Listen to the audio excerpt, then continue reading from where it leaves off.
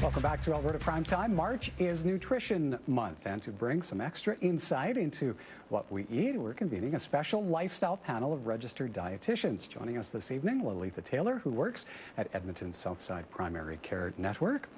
Myra Quintanilla is a part of the Dietitians of Canada Committee for Nutrition Month. And Richelle Tabelon with Health Stand Nutrition Consulting in Calgary. Good evening, ladies. Welcome to Alberta Primetime. Oh, all right. Hi, thank you. Let's convene this panel. The convenience and abundance of fast food and frozen meals has led to an increasing number of Canadians who don't know how to cook, which is why the Dietitians of Canada have made simple cooking the focus of Nutrition Month. Lilith, is it a stretch to say cooking's becoming very quickly a lost art? I don't think it is a stretch. I think we live in a fast-forward type of society. And right now, if we go into a grocery store, we see a lot of ready-to-make, convenient-type meals, that the allure of making a homemade meal is starting to wane. If we think about our junior highs and even high schools, home economics, which was a program to help teach and educate students on how to cook, those have been cut. And if you're not actually cooking at home with your children and modeling that type of behavior, we can't expect our children nowadays to learn those invaluable cooking skills and take that forward with them. Myra, you've helped put together some of the activities for Nutrition Month. Why is what we eat at home so much better?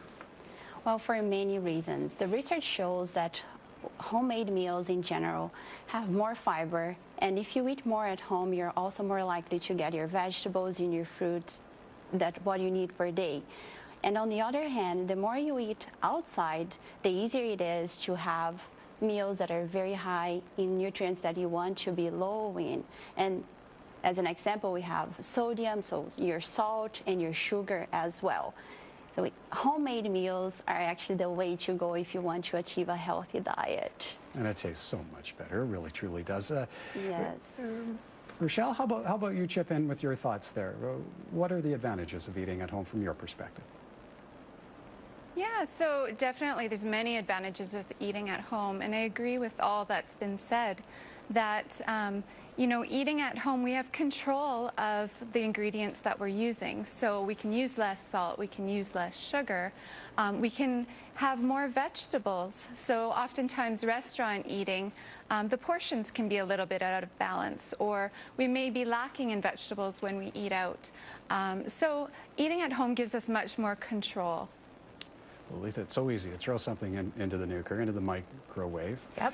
For those of us who are stuck in that terrible track, how do we get out of it? How do we introduce ourselves to the kitchen? How do we make it easy? I think easy steps could be start arming yourself with some cookbooks, start sharing some recipes with friends and families, ask them what works for them, and start creating a repertoire of recipes that you can experiment with. And it'll be a lot of trial and error. Some recipes you may not like, and some recipes may be too difficult.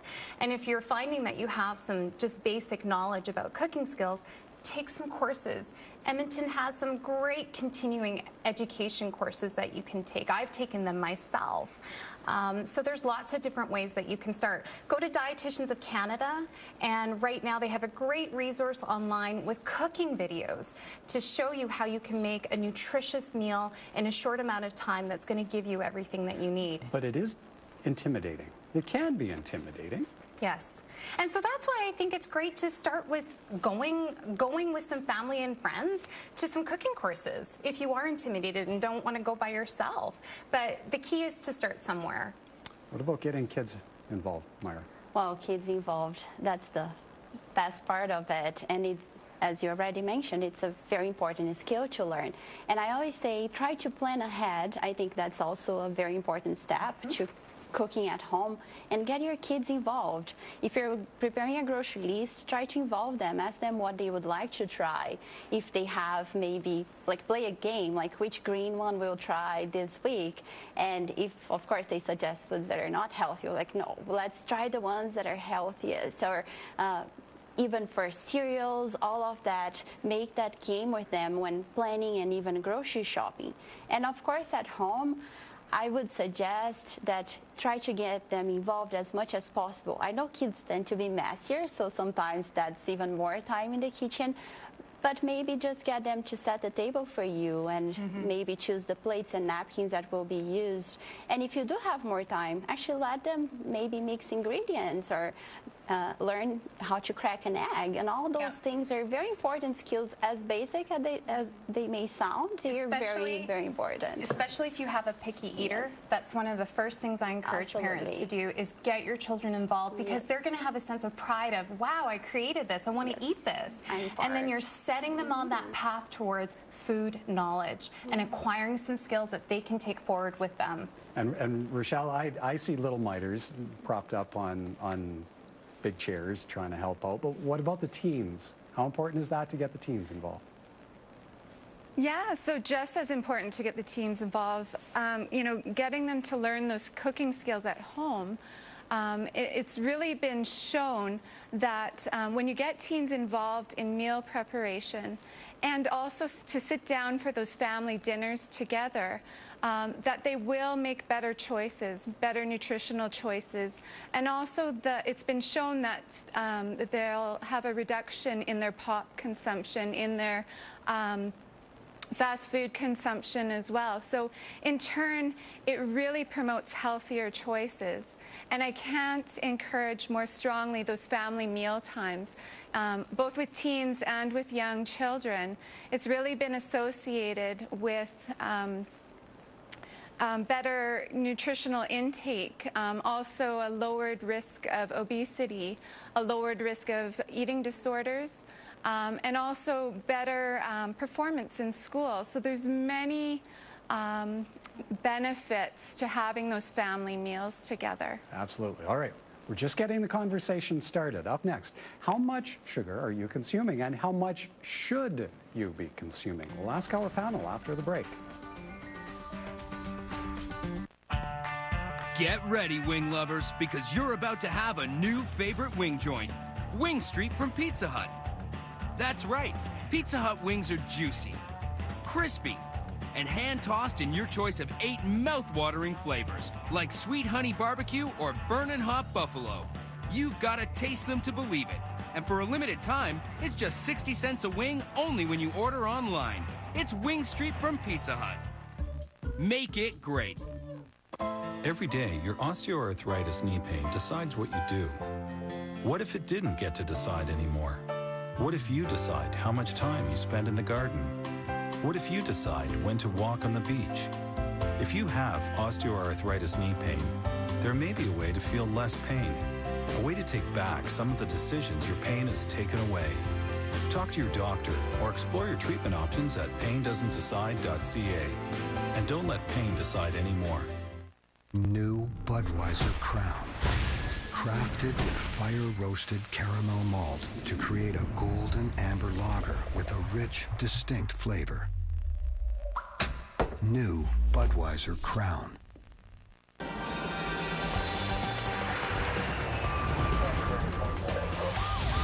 Connecting you to Alberta career options. Career Connectors. I think the biggest thing that helps with being a teacher is that you have to have a personality that's not selfish, one that is completely giving, and realizing that it's all about the student. She believes in every one of us, and she believes in our abilities to do well as a student. That also makes me feel that I can do well. I'm finding things new every single year because it's a new group of kids every single year. I appreciate them, and it's refreshing. What is it really important to connect with, to understand? When I see that aha moment for the first time, I get excited. I get really excited. And I enjoy that I helped a kid achieve something. That's fantastic.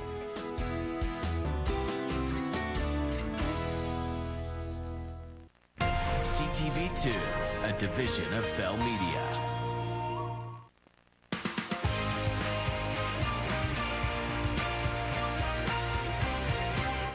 Welcome back to Alberta Primetime and our special Vocal Point panel on nutrition. The World Health Organization is looking to revamp guidelines for sugar intake. The current recommendation for consumption is 10% of your calories through sugar, and now they're planning to lower that to 5%. So maybe put that into perspective for us, Lolita. So- What does that work out to? So 5% of an average adult's total caloric intake would be about 6 teaspoons. So here's my teaspoon right here, so about 6 teaspoons. And that is of added sugar. So that does not include sugar that exists naturally in fruits or unsweetened dairy, for example. I think it's a great notion, given the rates of obesity, and also they're wanting to protect teeth, so preventing tooth decay, and also cardiovascular disease too. How realistic is it? I'm not sure if we're going to get to that point where people can cut back to 5% because sugar is simply everywhere. Take us through some of the examples that you have here. So an example, in this 1 cup of cereal here, 1 cup, there's 3 teaspoons of added sugar. So that's already 50% right there of your total sugar intake for the day. We have a creamer that lots of people will use in their coffee in the morning. And in 2 tablespoons of this creamer, we have 3 teaspoons. So in these 2 products alone, we have 6 teaspoons. In pop, so in 1 can of soda, we have 8 teaspoons. In our juice, this is 1 cup of juice, we have 5 teaspoons. And in a snack granola bar, we have 2.5 teaspoons. So as you can see, there are a lot of added sugars in our food products. So it's going to take a lot of nutrition label reading for individuals to figure out how much added sugar they're actually consuming throughout the day. Richelle, that's, you know, I'm looking at the props that Lolita has set out in front of us. That's scary. Is that scary to you? How much sugar we're taking in? Yeah, you know, Stats Canada said in 2011 that Canadians were consuming on average about 26 teaspoons of sugar per day. However, they didn't distinguish between whether it was added sugar or natural sugar in the foods. So it's really hard to say how much we're taking in. I think definitely there's a need for most people to reduce. And I think that is the important message here. Also, I think it's important to point out that we can't just pinpoint or make sugar the evil of all negative health outcomes or the cause of obesity. We have to make sure that we're still looking at a really holistic approach as far as there are many causes, and sugar is one piece of that puzzle. And Myra, you know, we're looking at these props here. There is so much sugar in so many different foods that we probably don't even realize. So 5%, that 5% figure, how realistic is that? I think it's challenging. Do I think it's feasible? I think it is if you eat at home and you try to look at the positive side of that. And I know it may seem like, what is the positive? It's an encouragement to eat more homemade meals and things you can control how much sugar you're putting into. So that is what I'm saying. Trying to go to the foods that have the naturally added sugar, so your fruit, your vegetables, your plain dairy, planning meals and having things homemade is the way to go if you want to achieve that goal of 6 teaspoons per day.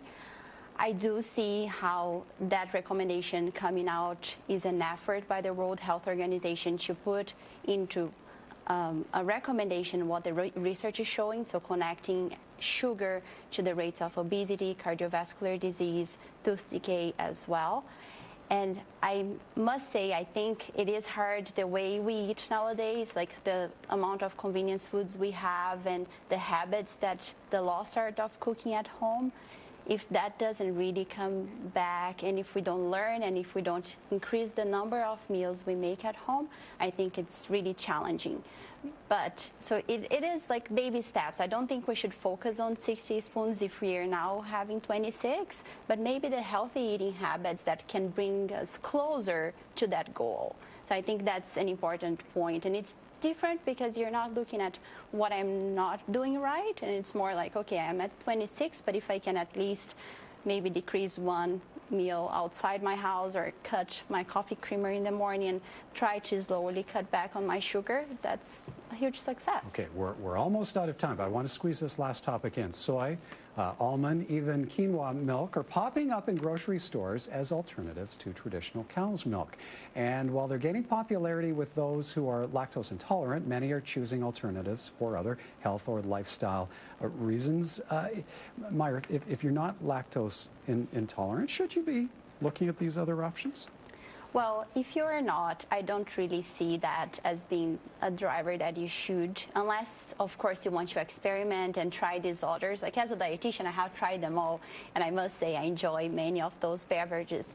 But I do see milk as the most easily accessible and also the cheapest from the milk and alternatives food group, and because of all the nutrients that we have there, so our vitamin D, calcium, the protein, I wouldn't recommend someone who is not who does not have a diagnosed allergy or intolerance not to have milk as part of their healthy diet. Richelle, real quickly to you, how important is calcium to that equation?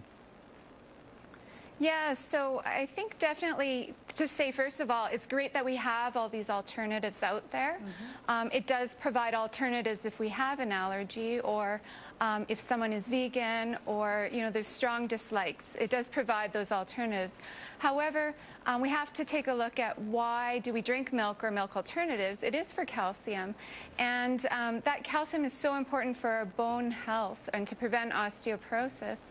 And so calcium is actually the single most inadequately consumed nutrient. And so we have to take a look at these milk alternatives to make sure that they are fortified, because not all of them are. So we want to make sure that they are fortified to the amount that we would be getting in cow's milk. All right, and Lalitha, very last quick word to you. Okay, and very quickly with the milk alternatives, absolutely look for fortification of calcium, vitamin D, vitamin B12, but you also want to choose unsweetened milk alternatives. A lot of milk alternatives have a lot of sugar in them, especially if they're flavored like vanilla, strawberry, or chocolate. So you want to make sure that you get the unsweetened milk alternatives and shake them really well, because the minerals tend to deposit on the bottom. Ladies, great insight. Awesome. Our panel of registered dietitians tonight: Lalitha Taylor from Edmonton's Southside Primary Care Network. Myra Quintanilla is a part of the Dietitians of Canada Committee for Nutrition Month, and Richelle Tabelon from Health Stand Nutrition Consulting in Calgary.